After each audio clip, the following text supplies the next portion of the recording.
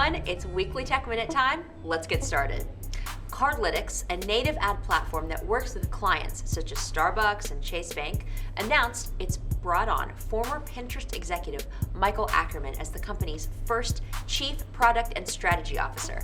As global head of strategic partnerships at Pinterest, Ackerman was responsible for designing the ecosystem of the social media company's third-party technology partners. In his role, Ackerman will be charged with overseeing the delivery of all product enhancements for marketers, financial institutions, and consumers. Cardlytics, which is one of Atlanta's fastest-growing FinTech companies, went public in February of last year. Next, the home building industry is experiencing the beginning of a paradigm shift. A news story is the nonprofit behind it. In an effort to provide affordable housing to some of the poorest communities in the world, News Story developed a 3D printer that has now contributed 2 homes to the world's first 3D printed neighborhood.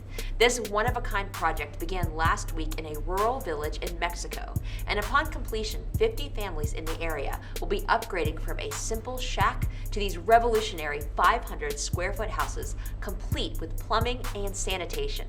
Be sure to check out the video linked below to learn more about this breakthrough technology. Finally, Delta Airlines is expected to merge its private jet subsidiary with Wheels Up by early next year.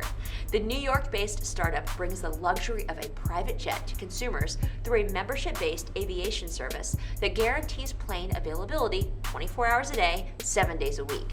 The goal of the agreement is to make private flying more accessible to both individuals and businesses, and when the deal is complete, Delta will become the company's largest shareholder. This news comes just months after Wheels Up raised $128 million in venture capital.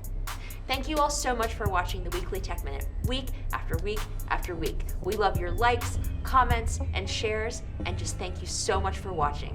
Have a great week, and we'll see you next week.